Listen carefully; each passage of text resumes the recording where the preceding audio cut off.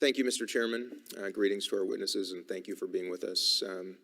It's heartbreaking and infuriating, frankly, to watch a Nobel Peace Prize winner so quickly migrate to an enabler at best, perhaps, an architect at worst of the worst humanitarian crises of this era. And I have to say it's equally infuriating and heartbreaking that the world's most well-resourced nation, our United States, seems unwilling or unable to stop it. But I need not cover that ground because I think it has been covered already. I wish to talk about the recent elections on June 21st. Took place against the backdrop of horrible instability, of course, some estimating that up to a quarter of the regular electorate was either unwilling or unable to participate. The boycott of the elections by opposition parties, detention of vocal political leaders, and ongoing violence across the country highlight the erosion of democratic governance in Ethiopia. So, Mr. Ambassador, to you, in early May, the Ethiopian government, of course, designated both the TPLF and the OLA as terrorist organizations. So how does that designation change the prospects for a peaceful political environment and a healthy democracy in Ethiopia? Thank you for the question, Congressman. We don't share the view that the TPLF and the OLF should have been designated as terrorist groups. We certainly have not done so ourselves at this point.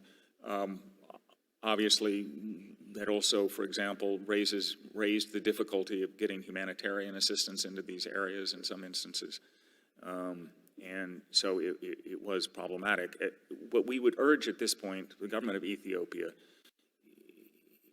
is just the importance of talking with the various organizations to include, all of the actors in the country, certainly all those that have engaged in the conflict in Tigray, and find a way forward. There needs to be this inclusive dialogue, and it needs to involve the parties. And without that, the country is at risk of further destabilization.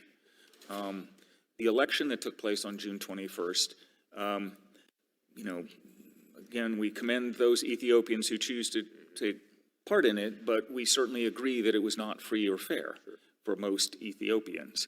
And it is not the solution to the country's problems. It's a one-off event. There needs to be an inclusive dialogue that resolves the underlying issues that many of the people in the country have.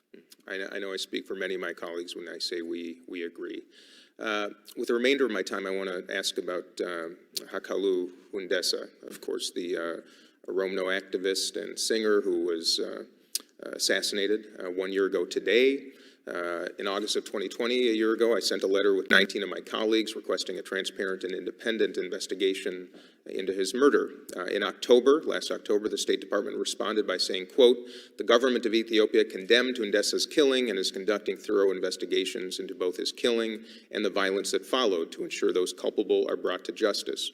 The department has observed thus far that judicial processes and the treatment of detainees has proceeded in a manner that is broadly consistent with international law and Ethiopia's political reform priorities, albeit with the challenges due to COVID-19, end quote.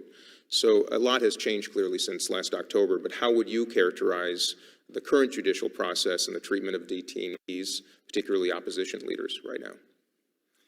So broadly speaking, Congressman, we're continue to have concerns, obviously, about the political environment in Ethiopia. And there have been detentions of a number of politicians, a number of other activists and others.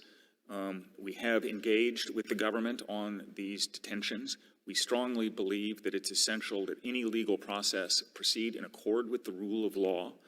We have sought, in some instances, access to individuals, not always had the opportunity for that access. But it is critically important in this environment that no one be persecuted or prosecuted simply because of their political views, and that any legal process, again, be conducted in accordance with the rule of law. And are you aware of the status at all of the independent investigation into Hakulu's murder specifically? Congressman, I'd have to get back to you on that specific question, and I'd be happy to do so. We'd welcome it. Thank you very much to both of you for being here. I yield back, Mr. Chair. Gentlemen.